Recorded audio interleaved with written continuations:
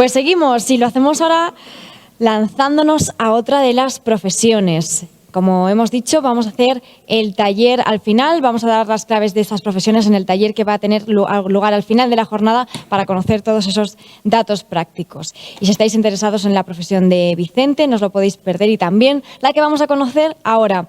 La computación en la nube o el cloud computing es una tecnología usada por todos y cada uno de nosotros, nos permite acceder a los datos, servicios online desde cualquier lugar, una tecnología que no ha hecho más que crecer y que lo va a seguir haciendo durante los próximos años. Y está muy ligada a la transformación digital de las compañías. Según la consultora Gartner, en 2021 el gasto en la tecnología de nube pública crecerá un 18% en todo el mundo, y a la vez que crece esta tecnología, pues también crecen y aumentan las posibilidades relacionadas, por ejemplo, con la ingeniería de cloud, que es uno de los perfiles laborales con más futuro y que vamos a conocer enseguida. ¿Cómo es este trabajo? Nos lo va a contar nuestro siguiente protagonista, Marcelo Sánchez, que tiene 19 años de experiencia como ingeniero informático. Actualmente realiza labores de prestación de servicios asociados a la nube. Estudió ingeniería de sistemas y diversos cursos, además de un máster en comercio y marketing. Ha trabajado en diversas organizaciones, entre ellas Expertise, donde trabaja desde 2016. A él también le podéis hacer todas las preguntas que queráis a través de la aplicación. Así que bienvenido, Marcelo, y cuando quieras. Un aplauso para él, por favor.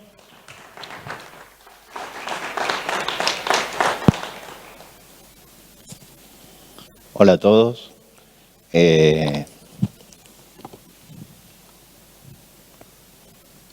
Bueno, mi nombre es Marcelo Sánchez Lujambio, soy ingeniero cloud, o trabajo actualmente como ingeniero cloud. He estudiado en la Universidad de Buenos Aires, tengo 24 años de experiencia, soy un poco más mayor de lo que me ha querido hacer en la presentación. Y trabajando pues prácticamente en cada uno de los puestos que hay dentro de lo que es el sector, ¿no? He empezado como desarrollador de software. Luego he trabajado en temas de integración de sistemas. Ya después pasé dentro del mismo sitio donde estaba trabajando como integrador de sistemas a dirigir un departamento. Y después he trabajado pues como responsable en administración de sistemas cloud y últimamente como arquitecto de lo que es sistemas. De proyectos relevantes en los que he trabajado, pues he trabajado desde aplicaciones web hasta aplicaciones batch.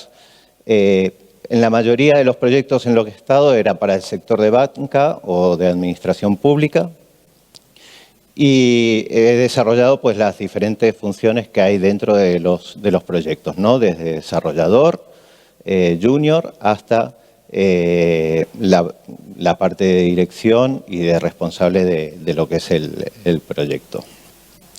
Proyectos así relevantes que pudiera destacar, que hoy siguen funcionando, pues por ejemplo la web del ciudadano en el Ministerio de Economía y Hacienda, desarrollo de esto del confinamiento. A mí me lleva fatal con tanta gente, o sea que os pido perdón.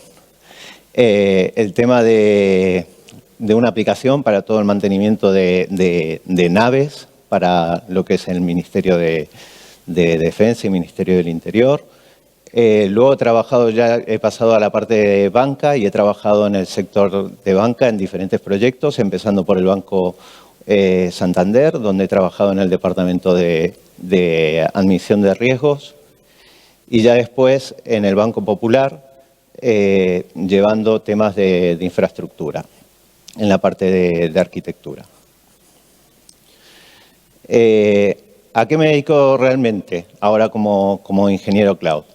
Pues en principio, ahora os cuento más o menos qué es cloud brevemente para que entendáis. Pero nosotros como ingenieros lo que hacemos es diseñar arquitecturas de sistemas. Luego lo que hacemos es planificar y coordinar toda la migración de estas arquitecturas de sistemas en sitios físicos al cloud. y después nos dedicamos a mantener y a optimizar esa infraestructura que nosotros hemos implementado. Y por último, pues impartir temas de formación. Entonces, ¿qué es el cloud? El cloud no es más que una infraestructura como la conocemos de siempre. Teníamos una empresa, esa empresa tenía un data center o un centro de datos, y ese centro de datos se componía pues de ordenadores, infraestructura de red,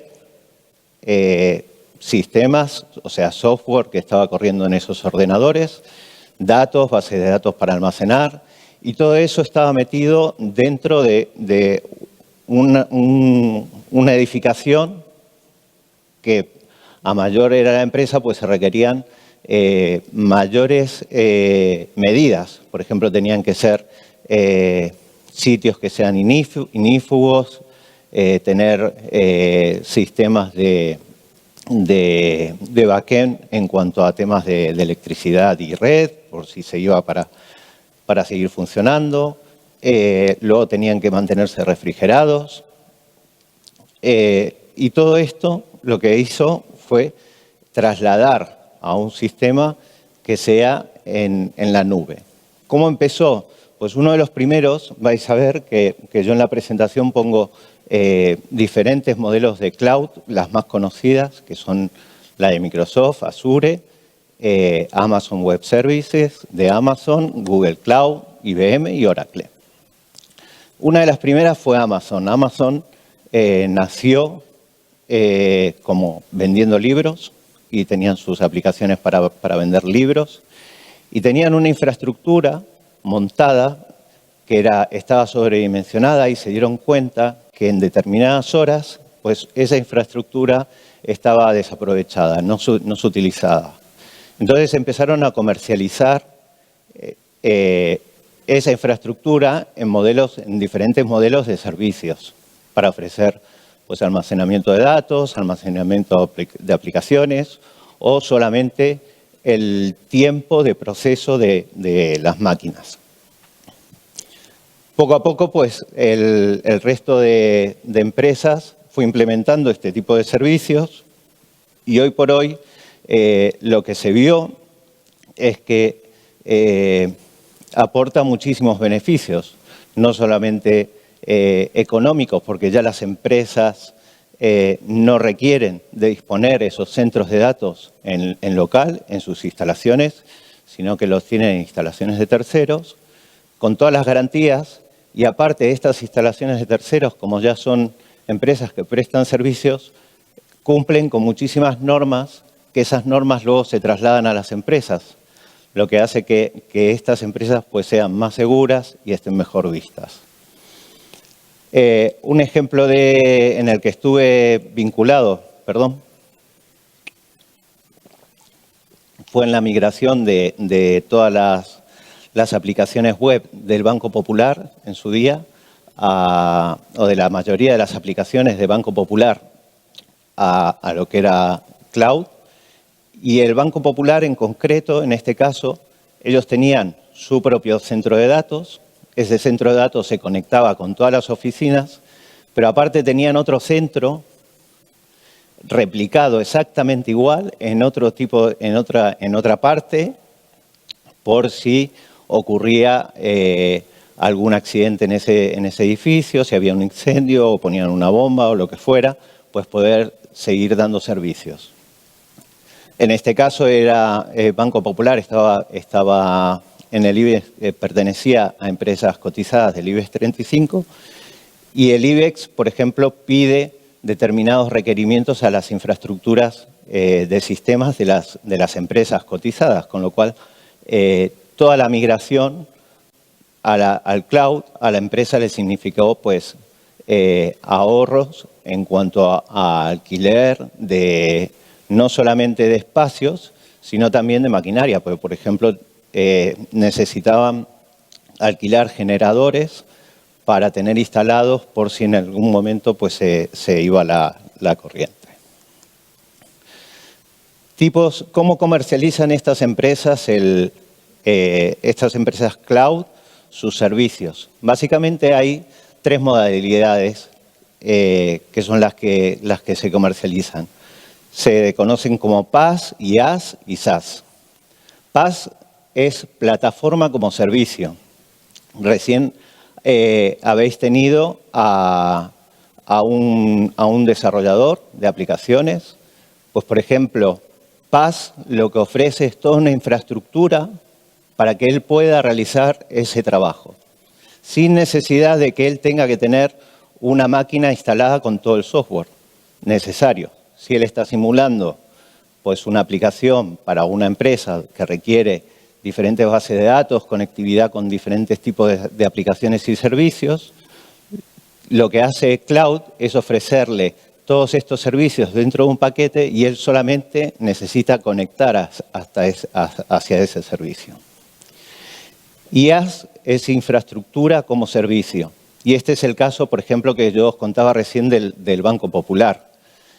Ellos lo que hicieron es coger todas sus máquinas, todas sus infraestructuras, tanto máquinas, redes, software, sistemas, bases de datos, todo, y llevárselo a Cloud. Entonces, lo que hacen es alquilar exactamente lo mismo, es replicar eso en instalaciones del fabricante. Beneficios que le aportaba, que estos fabricantes, como puede ser Microsoft creo que tenía 52 centros de datos repartidos por todo el mundo, con lo cual se puede favorecer muchísimo la proximidad en cuanto a tiempo de conectividad de datos y permite una mejora en cuanto a la configuración de los servicios. Y luego SaaS es el software como servicio, que esto es últimamente prácticamente lo que más ha crecido, porque lo que se le ofrece es al cliente la utilización y explotación de un software determinado que antes a él le requería tener en local máquinas y esta infraestructura desplegada para poder correr ese servicio, con lo cual implicaba no solamente toda la maquinaria y todo este centro de datos, sino que aparte todo el personal para mantener todo este tipo de infraestructura. Bueno, aquí tenéis un poquito en la presentación, es lo que os contaba, es quiénes son básicamente los usuarios de cada uno de los servicios que comercializan. Los que son las empresas que dan servicio de cloud. En IaaS son los administradores de sistemas, que son los que administran y monitorizan el funcionamiento de toda esa infraestructura, o sea, de las máquinas, de las redes, de los discos de almacenamiento, de las bases de datos. Luego lo que es PaaS es la plataforma. Esta básicamente son, por ejemplo, una plataforma, si habéis visto en la presentación anterior, él os mostraba una herramienta con la que él editaba el código. Pues esa misma herramienta se puede ofrecer vía cloud para que él no tenga ni siquiera que descargársela e instalársela en su propio ordenador. Y por último, las aplicaciones que las utilizan los usuarios finales, o sea, las propias compañías. Dentro de cada uno de los proveedores de servicios cloud vais a encontrar pues, que hay diferentes modalidades en cuanto a cómo venden y a cómo comercializan este tipo de servicios. Algunos los comercializan por pago por uso, otros los comercializan por venta de licencias, otros es un mix entre uno y otro. Y después, otra cosa de las que permite el tema de cloud es la parte de nubes que sean híbridas, nubes privadas y nubes públicas. Esto viene muy bien, pues, por ejemplo, para sistemas, empresas que son muy celosas de determinadas partes de su dato o requieren mucha seguridad. Entonces, se suele utilizar este tipo de configuración de nubes híbridas que permite tener una parte en el cloud público y otra parte en el cloud privado. ¿Pero a qué me dedico realmente? Esta es una presentación donde vosotros veis pues, cada una de las cajitas que hay viene a ser prácticamente una especialización dentro de lo que es el sector. En mi parte, como arquitecto, lo que me ha hecho es que tenga que abrir un poquito mi espectro, porque mi trabajo consiste más en ofrecer soluciones a determinados problemas. Entonces, una solución no solamente pasa, pues, por ejemplo, por conectividad o por una base de datos. Una solución es un todo de un problema. Entonces, imaginemos un cliente que tiene su software de CRM para la gestión de sus clientes desplegado en una infraestructura. Por lo general, mi trabajo pasa por decirle a ese cliente cuál es la mejor forma para migrar eso a la nube y darle diferentes opciones. Darle opciones mixtas que puedan ellos subir solamente la aplicación, con lo cual entrarían en un tipo de modelo, o si migran toda la infraestructura a lo que es el cloud, con lo cual entrarían en otro. Y cada una tiene su punto fuerte, su más y sus menos. Muchas veces a las empresas les interesa lo que es el software solamente y desentenderse de todo lo que es la infraestructura que tienen por detrás. Y otras veces las empresas son las que prefieren tener el control de esa infraestructura porque le permite hacer determinadas cosas que de la otra forma no podrían controlar. Os pongo un ejemplo. Imaginaros una campaña de Navidad de Amazon. Amazon imaginemos que tiene 10.000 servidores prestando servicios. En la campaña, cuando lanzan el mensaje de la campaña de Navidad y van entrando órdenes de compras o gente a visitar su web, lo que hacen es escalar el sistema y es multiplicar ese sistema que tienen de 1.000 servidores o 10.000 servidores o los que sean por los necesarios para ofrecer el servicio en tiempo y forma que ellos consideran que es el óptimo para ofrecerlo. Pues todo ese tipo de ventajas te las da el que tú pertenezcas estés en un tipo de servicio o estés en otro. Como ingeniero cloud tampoco hace falta que tengáis profundo conocimiento de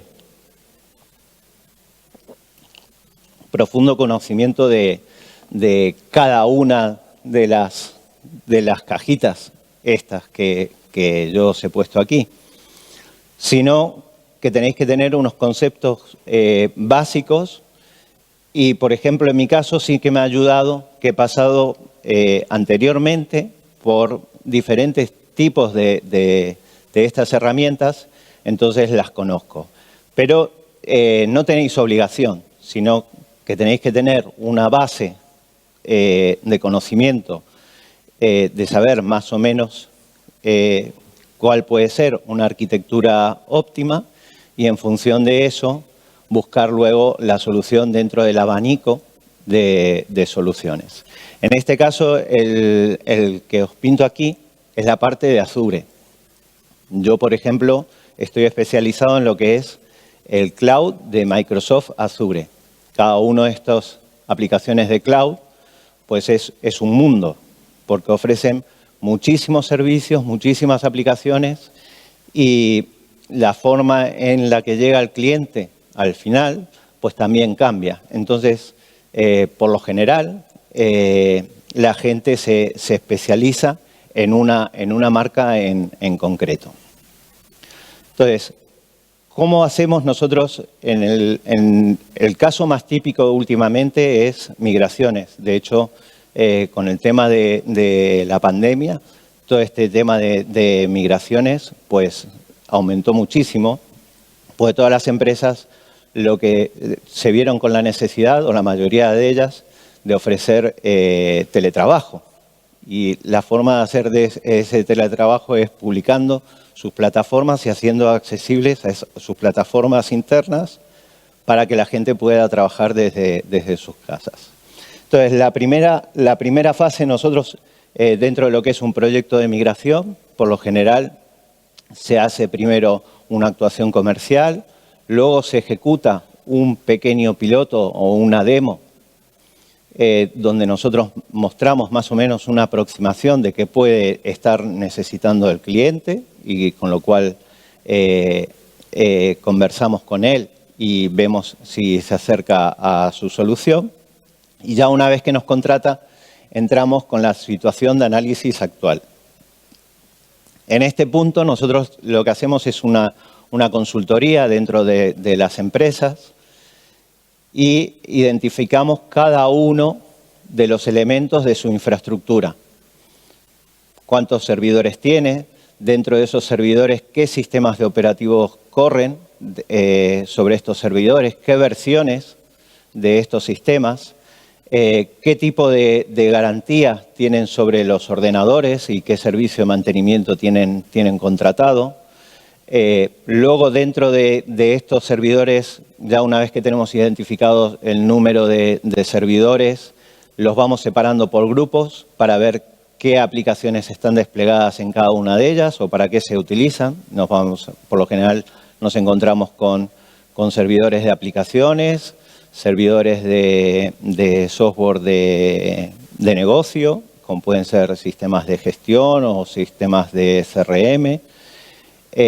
Luego también nos encontramos con sistemas de Big Data, de análisis de datos, bases de datos y tal.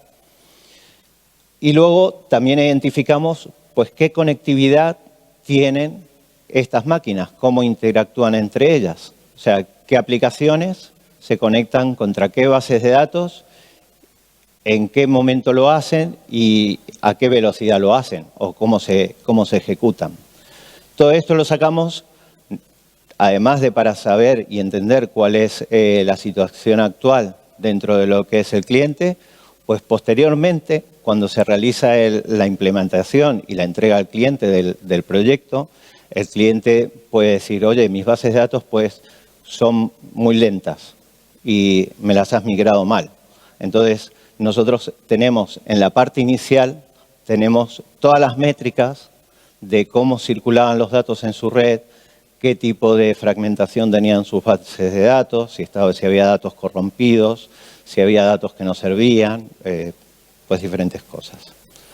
Luego viene la parte, una vez que tenemos identificado el escenario que vamos a migrar, viene la parte de lo que es planificar la migración. Porque, claro, pensar que nosotros vamos a migrar una infraestructura entera. Entonces, imaginaros el caso que os contaba del Banco Popular. No podemos coger todas las máquinas un fin de semana y llevárnoslas a una nube, porque el día de mañana seguramente el lunes no funcione ni un cajero. Entonces, lo que hacemos es una planificación de la migración. Vemos qué aplicaciones se pueden ir migrando, cuál es la forma de migrarlas, qué tipo de backup vamos a tener, cómo, si hay algún error, cómo lo vamos a subsanar, qué pasos vamos a seguir. O sea, en la planificación no solamente planificamos con tiempos, sino que definimos cada uno de los hitos y qué tipo de contingencia tenemos o cuál va a ser el plan en caso de que no salga bien lo que es la migración.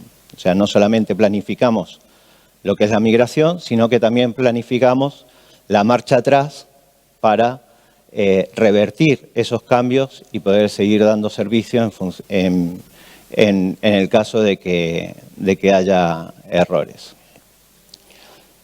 Por lo general, yo os he puesto ahí una pantallita. Por lo general se utilizan diferentes aplicaciones para lo que es la gestión de proyectos. En este caso es el Project de Microsoft, que te permite definir una serie de tareas, asignar estas tareas a diferentes perfiles e inclusive tiene pues una parte también económica donde se da de alta cada uno de los perfiles y ya al final que tienes definido pues todo el plan con todas las tareas y cada uno de los perfiles, pues te da un coste aproximado de lo que puede costar el esfuerzo de migración. Y también es una herramienta que se utiliza luego para hacer todo el seguimiento. Te va marcando pues qué tareas se han cumplido, si se han cumplido en tiempo, si se han retrasado, cuál ha sido el motivo del retraso, cuál se utiliza no solamente para este tipo de proyectos, sino para cualquier tipo de proyectos. Por lo general, los proyectos de desarrollo de software también se hacen sobre esta herramienta. Luego, una vez que nosotros tenemos preparada la planificación de lo que es la migración, ejecutamos la migración. Y el ejecutar la migración pasa por dos partes. Primero pasa por hacer una preparación de los sistemas actuales que hay, prepararlos, realizar las pruebas, validar esas pruebas y luego migrar. Entonces, con preparar también nos vamos a encontrar muchísimas tareas. El preparar puede ser una tarea sencilla, como es el escribir un script, unas líneas de código que lo que van a hacer es automatizar eso o procesar miles de datos porque la empresa ha declarado que solamente se quiere llevar los últimos 2 años de la compañía de datos y no se quiere llevar en todo. Entonces se preparan las bases de datos para que solamente se migre solamente esa cantidad de datos. Luego también pasa por lo que os comentaba anteriormente, es planificar muchas veces en laboratorios, planificar ese tiempo de conexión entre uno. Por ejemplo, el Banco Santander, para sus operaciones online, él determina que son 3 segundos de tiempo de respuesta. Y todas las aplicaciones, cuando se despliegan dentro de lo que es su infraestructura, uno de los hitos que tienen que cumplir, aparte de muchos, es que ese tiempo de respuesta sea de 3 segundos. Entonces, cuando migras, tienes que hacerlo mediante el guión de políticas de la compañía. Entonces, si uno de los hitos es que el tiempo de conectividad tiene que ser de 3 segundos, lo que hacemos es ejecutar la migración para que se cumpla ese tiempo de conectividad. Como mucho, 3 segundos. Si lo podemos mejorar, pues lo mejoramos. Dentro de lo que es la ejecución también está la validación por parte del cliente. El cliente pues suelen ser, en función de lo que esté migrando, pues suelen ser procesos y proyectos largos, no son proyectos cortos. De hecho, el proyecto que más corto tuve yo fue de 1 año, creo, de duración. Y aparte de lo que es la ejecución, pues el cliente valida esa ejecución. Y muchas veces este tipo de proyectos se lanzan y cuando se lanzan no se lanzan totalmente, sino que se lanza pues una parte para una parte del sector. Por ejemplo, en el Banco Popular, cuando se realizaron las migraciones, se realizaron migraciones de aplicaciones internas, que eran solamente las que tenían acceso los empleados del Banco Popular. Y solamente se lanzó a determinado grupo del Banco Popular. Con esto se aseguran ellos de que si hay un error, pues ese error no afecte a todos sus clientes, sino que afecte a determinado departamento, que por lo general es un departamento que tienen controlado.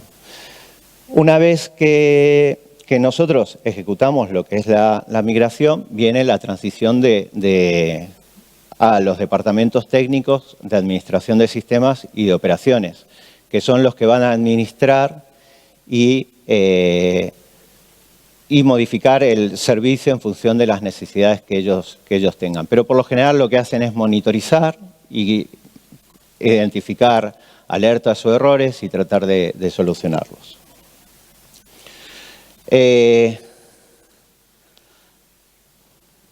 Bueno, el análisis, todas estas presentaciones os las he contado, yo voy a ir avanzando porque os he contado y no lo he pasado.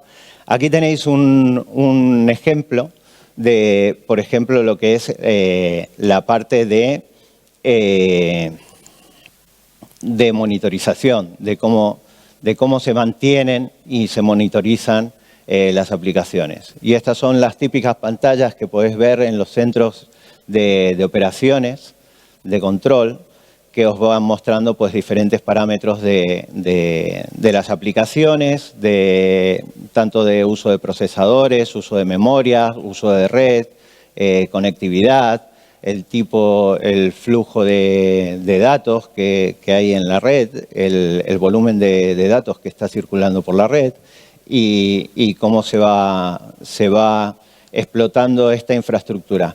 Precisamente para esa parte que os contaba antes, de que son infraestructuras, una de las cosas que permite el cloud es dimensionar en función del uso. Entonces, este tipo de monitorización sí es importante y muchas veces ese dimensionamiento de infraestructura en cuanto a incrementar o disminuir el tamaño de los sistemas se automatiza mediante este tipo de herramientas. Bueno, aquí tenéis un poquito la parte de infraestructura de híbrido, el pase desde una infraestructura que tenían anteriormente las empresas en sus instalaciones, la parte híbrida que comentábamos de cloud privadas y híbridas y públicas, la parte híbrida que queda en el medio y toda la parte pública que es la que se está publicando ahora.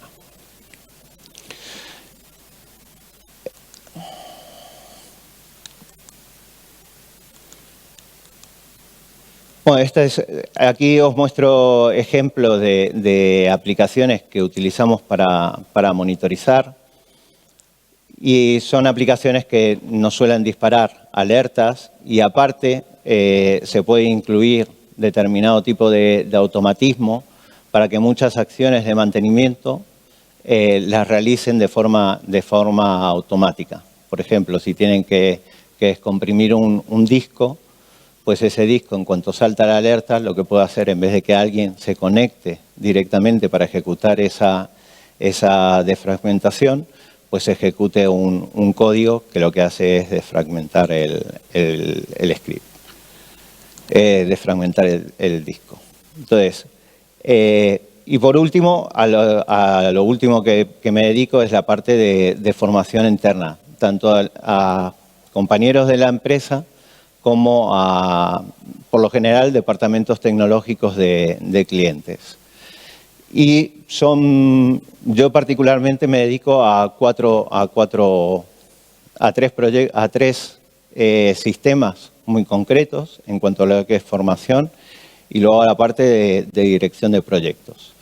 El primero, que es SharePoint, es una intranet. Una intranet es un sistema como si fuese un sistema de colaboración para grupos de trabajo, ¿no? Entonces, SharePoint implementa este sistema de colaboración y aparte tiene un sistema de búsqueda, quizás de los mejores que existen hoy en el mercado, y una gestión documental. Después también me dedico a la parte de BizTalk Server. BizTalk Server es una herramienta para integración de aplicaciones y de servicios.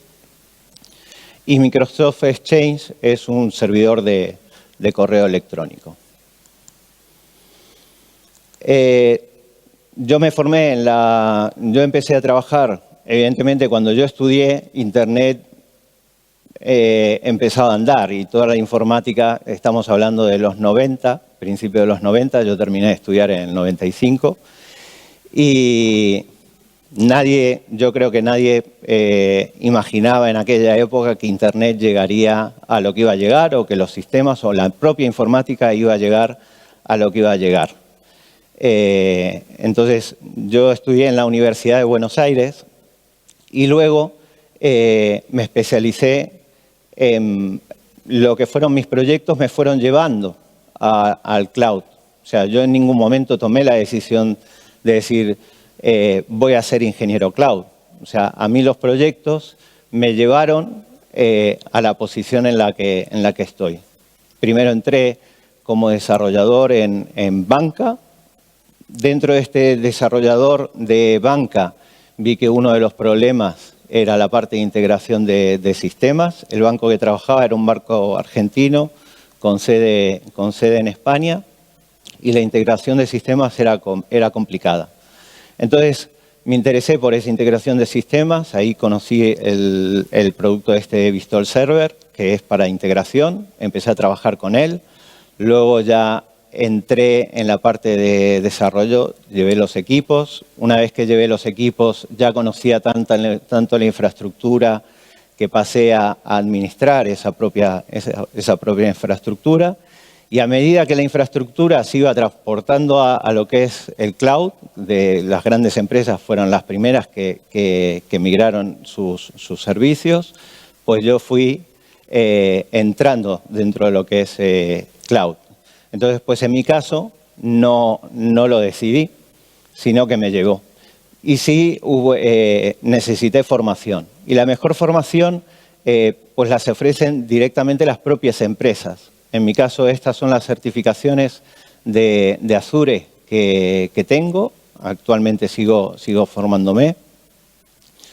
Y las propias empresas son las que te evalúan, te forman y te evalúan para certificar que realmente sabes hacer lo que vas a hacer. Aquí os pongo una muestra con un enlace de las diferentes certificaciones que podéis conseguir en Microsoft. Microsoft no solamente es Azure y es Cloud, sino que podéis certificaros en la parte de desarrollo, en la parte de administración de base de datos y en función de lo que os guste, os va a definir un plan de formación y en ese plan de formación pues va a salir una serie de certificaciones que tenéis que conseguir. También os puse para cada una de ellas, para cada uno de las empresas que son las más conocidas que ofrecen servicio cloud, donde podéis encontrar el plan de formación de cada una de ellas. Si os interesa más la parte de Amazon, por ejemplo, pues os vais directamente al enlace de Amazon. Y como recomendación, así recomendación previa, sí es importante no... En mi trayectoria yo me he cruzado con muchísima gente. No hace falta que seáis ingenieros informáticos. Podéis ser ingenieros, será mucho mejor. Podéis tener un curso de formación profesional, también está bien. Pero yo, por ejemplo, he coincidido en proyectos con gente que había estudiado historia o que eran matemáticos. O sea, no es un sector que tú tengas que ser de esa carrera, sino que básicamente yo creo que es tan nuevo el sector y requiere tanto trabajo y tanta dedicación que quizás la pasión y el querer hacer y el querer saber y el querer conocer y el estar interesado tiene más peso que la formación. Evidentemente la formación es la formación y el tener una base de conocimiento pues te ayuda, pero la realidad también es otra, que cuando sales de la universidad, o por ejemplo yo cuando salí de la universidad no tenía nada que ver con lo que empecé a trabajar. porque el lenguaje de programación que usaba en la universidad no era exactamente el mismo, los proyectos que yo estaba haciendo en la universidad no eran los mismos con los que trabajaba, la forma de abordar un proyecto no era exactamente la misma. O sea que con esto, ¿qué os quiero decir? Que si no estáis en condiciones de estudiar una ingeniería o una formación, pues que si os interesa, que no os desaniméis, que sí que existen alternativas de formación, las de las propias empresas, son muy buenas alternativas y hoy por hoy quizás pesen más que el título que tú tengas académico. O por lo general las empresas valoran más ese tipo de certificación que el que tengas una ingeniería. O sea, pasa a ser más que la ingeniería más un plus que lo otro.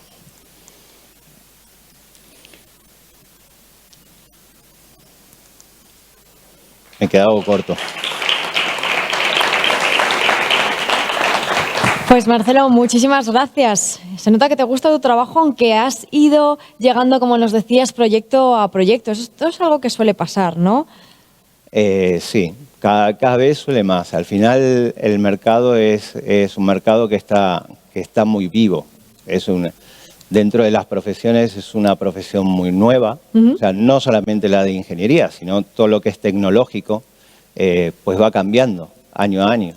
Y muchas veces, pues, el mismo trabajo te va indicando el camino que tienes que seguir. Y en mi caso fue así. Yo llegué así. Yo creo que eso es algo muy interesante para quienes nos están viendo, ¿no? Que a veces el camino te va llevando por sitios que no te esperabas y luego pues estás aquí contándonoslo y con esa pasión que se nota que tienes por tu trabajo. Vamos a ver qué preguntas te están lanzando, Marcelo, porque, bueno, por ejemplo, te preguntan si recomiendas entrar en este sector como autónomo o es mejor entrar en plantilla. No sé cómo está ahora mismo este ámbito. A ver, cada una tiene su ventaja y su contra. Yo cuando empecé en este sector lo empecé como cuando salí de la universidad, empecé en prácticas, estuve trabajando como en plantilla. Pero luego cuando vine a Europa empecé como autónomo y estuve muchísimos años como autónomo y daba servicios a grandes empresas del sector y con grandes clientes. He trabajado, pues, por ejemplo, en la parte de siendo autónomo, había una empresa muy grande que se llamaba Panda Software, trabajé para Repsol YPF, para el Ministerio de Economía y Hacienda, para el Ministerio de Defensa. Trabajaba a través de empresas de terceros como Informática El Corte Inglés o Accenture o Deloitte, que son consultoras grandes y conocidas. Luego la situación me planteó pasar a plantilla, la situación y determinada situación de proyectos. Pero bueno, si eres bueno, el ser autónomo no tiene que ser y quieres ser autónomo, puedes serlo tranquilamente. No hay ningún tipo de problema para integrarte dentro de... Otra posibilidad también para quienes estén interesados en este ámbito. También preguntan en qué ámbitos dentro del cloud puede haber más salidas laborales en la actualidad que conozcas, a corto plazo especialmente. A corto plazo, la migración de prácticamente todos los sistemas. Hay, dentro de lo que es el cloud, por ejemplo, a muchos sonará lo que es Office 365, y dentro de Office 365 pues está la parte de servidores de correos. Eso es básicamente hoy el 90% de nuestro trabajo, es la migración de todos los servidores de correos al cloud. Todas las empresas que están abordando esa transformación digital que decíamos antes. Es lo primero que abordan. Que la nube, al final, pues es una de las principales tecnologías por las que se está apostando, ¿no? Porque permite, además ahora con todo el teletrabajo que hay, evidentemente poder trabajar desde cualquier lugar, con cualquier dispositivo, la nube nos lo permite, ¿no? Así que hay en este sentido... Yo estaba trabajando, evidentemente cuando trabajábamos éramos un grupo de personas.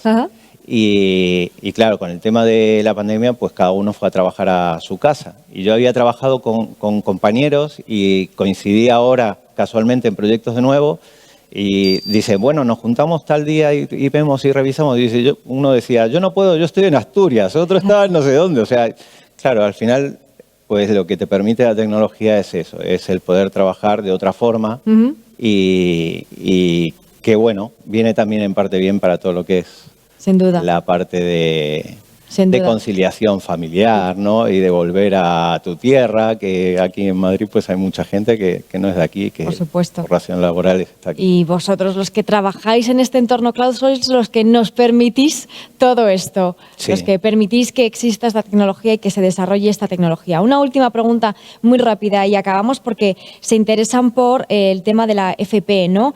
¿Sabes si hay cursos en FP únicamente o que estén enfocados en esto, otro tipo de formación? Yo lo sé por mi hijo. Sé que, por ejemplo, en Móstoles había una formación profesional dedicada a cloud. Y había otra en concreto que estaba dedicada a cloud, pero de Internet de las cosas, más en toda la parte de robótica y de domótica. Muy ¿no? bien, pues De nos viene automatismos. fenomenal para hilar con la siguiente charla, que va a venir justo un experto a hablarnos de todo esto. Pues Marcelo, Vale. muchísimas gracias por haber venido aquí Pues con nada, nosotros. gracias a vosotros. Un fuerte aplauso para él, Nada, por favor. gracias. Y hasta siempre. Pues lo dicho, gracias Marcelo, gracias a todos por vuestras preguntas. Aquí terminamos esta primera parte de Reset cubriendo estos dos empleos y continuamos, como decíamos, vamos a abordar el mundo de la robótica. Conoceremos a Juan Miguel, así que no os lo perdáis. A las 11:45 volvemos en unos minutos para hacer un breve descanso y enseguida continuamos. Gracias a todos y hasta ahora.